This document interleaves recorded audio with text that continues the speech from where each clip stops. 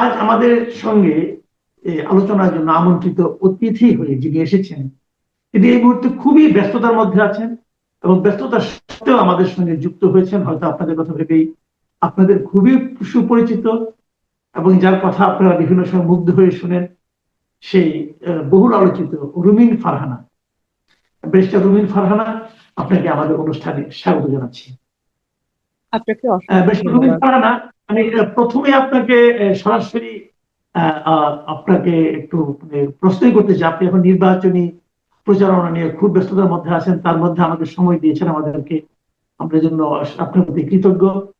তবে যে প্রশ্নটা আমি করতে চাই, যে আমরা এতদিন দেখে এসেছি, গত কয়েকটা বছর, প্রায় ধরেন 2018 সাল থেকে আমি বলবো, তারও আগে থেকে বলবো, যে দেশে যখন বিএনপির রাজনীতি লোকে লুকিয়ে লুকিয়ে করত, বিএনপির পক্ষে কথা লোকে মানে খুবই লো ভলিউমে বলতো, তখনও আপনি উচ্চকিত ছিলেন বিএনপির রাজনীতিটা মানুষের কাছে প্রচার করার ক্ষেত্রে। তো সেই রুমিন ফারহানা এবার বিএনপি থেকে নমিনেশন পেল না, এই না পাওয়াটা আপনার কাছে আসলে আপনি কিভাবে নিয়েছেন?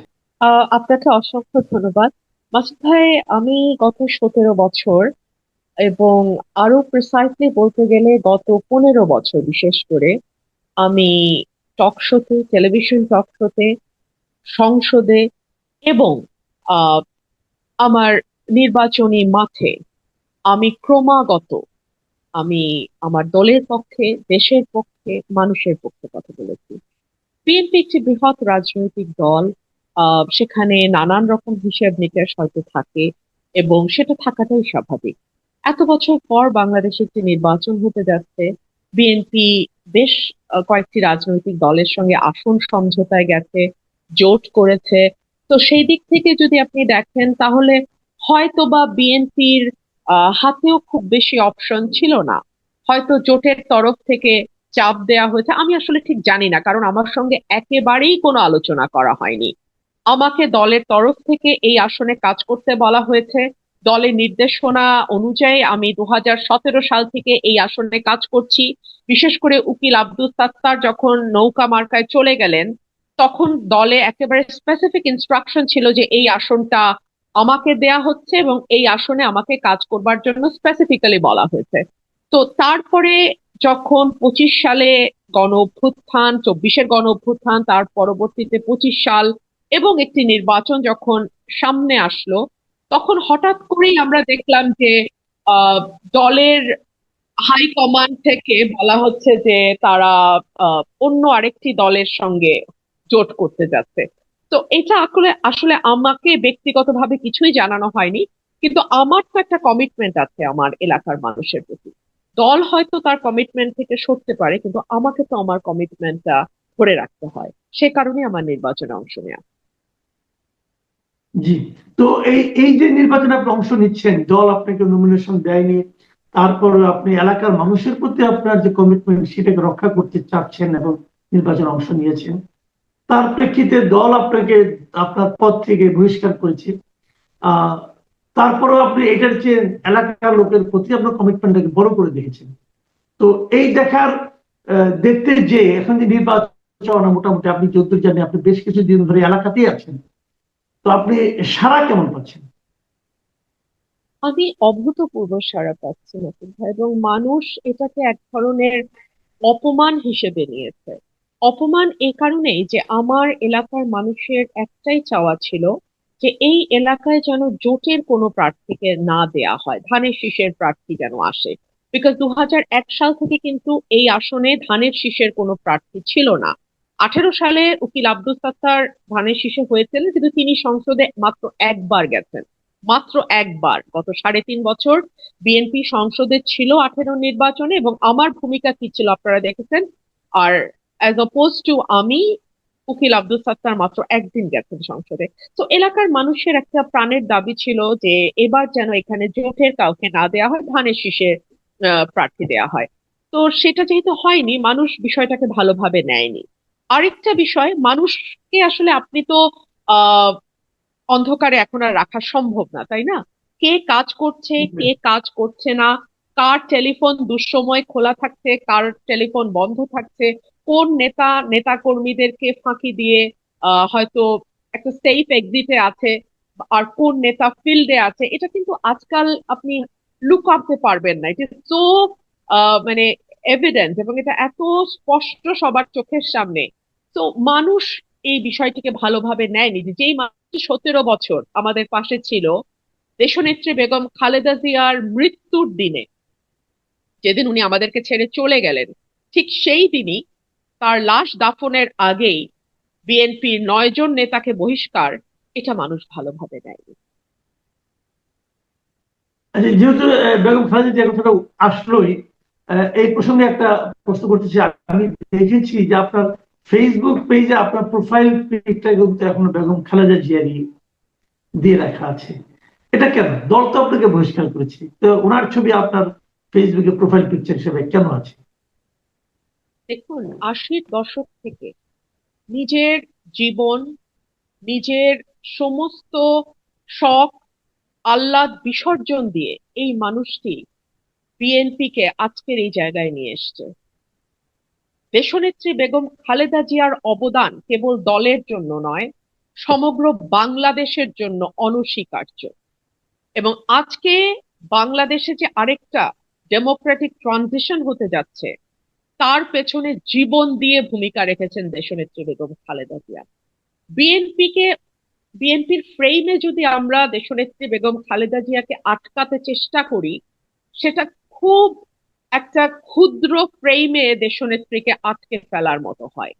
দেশনেত্রী বেগম খালেদা জিয়া আমাকে রাজনীতিতে এনেছেন, তিনি আমাকে রাজনীতিতে পদ দিয়েছেন। আজকে যে সহ আন্তর্জাতিক বিষয়ক সম্পাদক লেখা হতো বহিষ্কারের আগের দিন পর্যন্ত, সেটা দেশনেত্রী বেগম খালেদা জিয়ার সিদ্ধান্ত। 2018 সালে আমাকে সংসদে পাঠানো দেশনেত্রী বেগম খালেদা জিয়ার সিদ্ধান্ত। 2026-এর নির্বাচনের ব্যাপারেও হাসপাতালে যাওয়ার আগে দেশনেত্রী বেগম খালেদা জিয়া আমার ব্যাপারে প্রশ্ন করেছিলেন যে ওকে কেন নমিনেশন দেয়া হলো না। তো এই মানুষটির প্রতি আমি যতদিন বেঁচে থাকবো আমার ঋণ আমি স্বীকার করে যাব। আমি যতদিন বেঁচে থাকবো আমার কৃতজ্ঞতা থাকবে। এবং আজকে ধানের শীষের, আজকে তো আমি বলি হাসতে হাসতে যে একসময় গাছের পাতাও নৌকা করতো, এখন গাছের পাতাও ধানের শীষ হয়ে গেছে। যারা একসময় নৌকার স্লোগান দিয়ে দিন শুরু করতো, তারা এখন ধানের শীষের স্লোগান দিয়ে দিন শুরু করে। তো এইরকম একটা অবস্থায় দলের বিপরীতে একা দাঁড়ানোর যে সাহস এবং আপোষহীনতা, জনগণের কাছে প্রতিশ্রুতি রাখবার জন্যে দল থেকে বেরিয়ে দাঁড়িয়ে যাওয়া একা, এই আপোষহীনতা বা এই সাহস আমার বাবা এবং তারপরে দেশনেত্রী বেগম খালেদা জিয়ার কাছ থেকে আমার শেখা। আমি আপনাকে দুটো হাইপোথেটিক্যাল কোশ্চেন করবো। প্রথম প্রশ্নটা হলো, আপনি বেগম খালেদা জিয়ার কথা বললেন। আপনি কি মনে করেন যদি বেগম খালেদা জিয়া এখন জীবিত থাকতেন এবং উনি যদি সুস্থ থাকতেন এবং উনি যদি বিছানায় পড়ে না মানে কথা বলার অবস্থায় থাকতেন, তাহলে কি আপনাকে বহিষ্কার করা এতটা সহজ হতো? অসম্ভব, প্রশ্নই আসে না। দেখুন, উনি যতদিন পর্যন্ত জীবিত ছিলেন ততদিন পর্যন্ত বহিষ্কারের আদেশ তো আসে নাই। বহিষ্কারের আদেশ তো এসেছে উনি চলে যাওয়ার পরে। এবং বিশেষ করে আজকে যদি উনি জীবিত থাকতেন, আহ অনেক কিছুই হয়তো অন্যরকম হতো, আমি শুধু এটুকুই বলি। আহ আরেকটা প্রশ্ন যেটা বলেছিলাম, দুটো হাইপোথেটিক্যাল কোশ্চেন করব। আরেকটা প্রশ্ন হলো, আপনি বলছেন যে আপনি যদি আপনার এখানে এখন যদি ধানের শীষের কোনো প্রার্থী থাকতো, এখন তো আপনার এখানে ধানের শীষের কোনো প্রার্থী নেই। যদি ধানের শীষের কোনো প্রার্থী থাকতো এবং আপনি না হয়ে অন্য কেউ হতো, অন্য কাউকে যদি ধানের শীষ দিয়ে মনোনয়ন দেওয়া হতো, তাহলেও কি আপনি স্বতন্ত্র হিসেবে নির্বাচন করতেন? আম এটা খুবই হাইপোথেটিক্যাল মাসুদ ভাই, এটা আমাকে এক কথায় উত্তর দেওয়া ডিফিকাল্ট। কাকে নমিনেশন দিচ্ছে, তার গ্রহণযোগ্যতা, মানুষের সঙ্গে আমার আলোচনা করে, আমি যে আজকে যে নির্বাচনটা করছি এটাও কিন্তু আমি মানুষের সঙ্গে আলোচনা করেই সিদ্ধান্ত নিয়েছি। আমার এলাকায় 19টা ইউনিয়নের রিপ্রেজেন্টেটিভ নিয়ে বসেছি আমি, তাদের মতামত নিয়েছি, এবং তারপরে আমার আজকের এই সিদ্ধান্ত। তো আর কাউকে যদি নমিনেশন দিত, তাহলেও আমি যেহেতু আমার এলাকায় কাজ করেছি, তাদের সঙ্গে আমার একটা কমিটমেন্টের ব্যাপার আছে, একটা তাদের প্রতি প্রতিশ্রুতি দেওয়া আছে আমার। তারা আমাকে যা বলতো আমি সেটাই করতাম। আচ্ছা, এখন তারা যদি বলতো না আমাদের একটা ধানের শীষ আছেই, আপনি আর কেন দাঁড়াবেন, তাহলে হয়তো আপনি করতেন না। মানুষ যদি আমাকে সেরকম বলতো, সার্টেনলি আমি মানুষের যেটা কথা, মানুষের যেটা রায়, আমি সেটা মেনে নিতাম। এটা কিন্তু অনেক সময় কথা কথা হয়ে যায়। অনেকে বলে যে আমাকে জনগণ বলেছে, এবং সে দাঁড়িয়ে যায়, এবং সেই জনগণ তো তার কাছের জনগণ।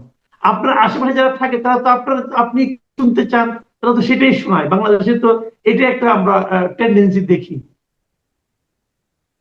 মাসুদ ভাই, আমার মনে হয় আমরা যারা, মানে বিশেষ করে আমি আমারটা বলি, যেহেতু জি। আমার শত কোটি টাকার মালিক আমি না, আমি ব্যবসায়ী মানুষও না, আমি একজন আইনজীবী, প্রফেশনাল মানুষ, পেশাজীবী। তো আমার পক্ষে কিন্তু এত বড় ঝুঁকি নেওয়ার আগে, নির্বাচনের মতো এত বড় একটি ঝুঁকি নেওয়ার আগে, প্রত্যেক জরিপের রিপোর্ট কিন্তু আমি দেখেছি। আপনি জানেন, Right. গোয়েন্দা সংস্থাগুলোর জরিপ হয়, আপনি জানেন দলগুলো জরিপ করে, এবং আজকাল বেশ কিছু সংস্থা আছে যারা কিন্তু পেশাদারিত্বের সঙ্গে জরিপের কাজটা করে দেয়। তাদেরকে তারা তাদের পারিশ্রমিক নেয় এবং পেশাদারিত্বের সঙ্গে তারা জরিপ করে। 8টা থেকে 9টা জরিপের রিপোর্টের উপর ভিত্তি করে আমি আজকে দাঁড়িয়েছি। তারপরে আমি আপনাকে অনুরোধ করব, আপনি তো আমার সাথে ফেসবুকে কানেক্টেড আছেন, এবং যারা আমার সঙ্গে ফেসবুকে নাই, আমার ফেসবুকের প্রত্যেকটা পোস্ট কিন্তু ওপেন ফর অল, সবাই দেখতে পারে। আপনারা একটু দেখবেন, আমার গণসংযোগ এখনো মার্কা পাইনি। আজকে আমি আমার 3টা ইউনিয়নে পথসভা করে আসলাম। সেটা পথসভা হলো না জনসভা হলো, সেই বিচারটা আপনারাই করবেন। আপনারা আমার ফেসবুকে যাবেন, দেখবেন, আপনারা দেখে সেটা বিচার করবেন। মার্কা তো পাননি, মার্কা কোন মার্কাটা আপনি চাচ্ছেন অথবা পাবেন বলে আশা করছেন? আমি হাঁস মার্কা চাবো, আর আশা করছি হাঁস মার্কায় নির্বাচন করব। আরেকটা কথা আপনি বলা হয়ে থাকে, অনেকে বলেন যে দল আপনার প্রতি বিশেষ কয়েকটা কারণে ক্ষুব্ধ। বিশেষ করে নির্বাচন কমিশনে গিয়ে আপনার নির্বাচনী এলাকার সীমানা নির্ধারণ নিয়ে ওইখানে আপনার যে ভূমিকা ছিল তাতে নাকি দল আপনার উপর আনহ্যাপি হয়েছে। এই সম্পর্কে আপনি কিছু জানেন? আপনি কি কেউ কিছু বলেছে? যেই দলকে 17 বছর পরিশ্রম করে হ্যাপি করতে পারলাম না, আর একদিনের ঘটনায় আনহ্যাপি হয়ে গেল, তাহলে এই দল আসলে আনহ্যাপি ছিল, নতুন করে কিছু করতে হয় নাই আমাকে। তো আপনার নিজের বিশ্লেষণটা কি, যে এতদিন সার্ভিস দেওয়ার পরে দল কেন আপনার উপর হ্যাপি হতে পারলো না? এর কোনো ব্যাখ্যা আপনি নিজে নিজে কখনো করেছেন? এটা তো দল বলতে পারবে, ওটা নিয়ে মাথা ঘামানোর সত্যি আমার এই মুহূর্তে সময় নাই। আমি আশা করি নির্বাচনের পর একটু অবসর হব, তখন বসে বসে না হয় ভাববো। এখন আমার এটা নিয়ে ভাবার একদম সময় নাই। অনেকে আবার এই কথাও বলেন যে এটা পুরোটাই একটা স্ট্র্যাটেজি, যে আপনি নির্বাচনে যদি জয় হয়ে আসতে পারেন তাহলে দলে আপনি আবার ফিরে যাবেন, দল আপনাকে আবার বুকে টেনে নেবে। এই ধরনের কথা কিন্তু অনেকে বলে। এই ধরনের কোনো স্ট্র্যাটেজির কি আপনি পার্ট? আহ একেবারেই না। আর ভবিষ্যৎটা তো ভবিষ্যতের হাতে। আমি এখানে অনেকগুলো ইফস এন্ড বাটস এর খেলা। আমি যদি জিতি, আমি যদি জিতি, দল যদি আমাকে বলে, তখন যদি আমি রাজি হই। আমরা কালকে কি হবে তাই তো জানি না। আজকে রাতে আমি বা আপনার কি পরিণতি হবে তাই আমরা জানি না। সেখানে কবে নির্বাচন, তারপরে কি পরিণতি, সেটা তো অনেক পরের কথা, দেখা যাক সময় কি বলে। আমরা আলোচনা শেষ পর্যায়ে চলে এসেছি। আর দুটো প্রশ্ন করতে চাই। একটা হলো যে এই যে অবস্থা এখন দেখছেন আপনার এলাকায়, আইন শৃঙ্খলা পরিস্থিতি এবং নির্বাচনের যে এই পরিস্থিতি যেগুলো আছে, সব মিলিয়ে আপনার মানে নির্বাচনটা শান্তিপূর্ণ হবে কিনা, মানুষের অংশগ্রহণ কতটা থাকবে, এই সমস্ত বিষয় নিয়ে আপনার অবজারভেশনটা কি? এখন পর্যন্ত আমার এলাকায় আমি তেমন কোনো বিশৃঙ্খলা লক্ষ্য করি নাই। তবে এখনো কিন্তু প্রচার প্রচারণা শুরু হয়নি, এটা শুরু হবে 22 তারিখ থেকে। তখন আরেকটু ক্লিয়ারলি বোঝা যাবে। আর প্রতীক যেহেতু এখনো বরাদ্দ হয়নি, 21 তারিখে প্রতীক বরাদ্দ হবে, তারপরে দেখা যাবে কি অবস্থাটা দাঁড়ায়। তো আমার মনে হয় আমরা আরেকটু দেখি। জি, অনেক ধন্যবাদ, অনেক ধন্যবাদ ব্যারিস্টার রুবিন ফারহানা। আপনি এত ব্যস্ততার মধ্যেও সময় দিয়েছেন আমাকে। আমাদের দর্শকরা নিশ্চয়ই এটা খুবই এনজয় করবে আপনার এই সমস্ত খোলামেলা বক্তব্য। আপনি যদি সময় দেন এই নির্বাচনের মধ্যে আপনার সঙ্গে আরো একবার মিলিত হওয়ার চেষ্টা করবো, আরো একাধিকবার, নিশ্চয়ই নিশ্চয়ই যদি মাসুদ আপনি ভাই, সময় দেন। আপনিও আপনি ভালো ভালো থাকবেন, থাকবেন, দর্শকদের আমার শুভেচ্ছা। আপনার সাফল্য কামনা করছি। আবার দেখা হবে ইনশাল্লাহ। প্রিয় দর্শক, আপনারা শুনলেন ব্যারিস্টার রুমিন ফারহানার কথা। আপনাদের কেমন লাগলো আমাদের জানাবেন। আমরা আবার ওনার সঙ্গে মিলিত হওয়ার চেষ্টা করব। আল্লাহ হাফিজ।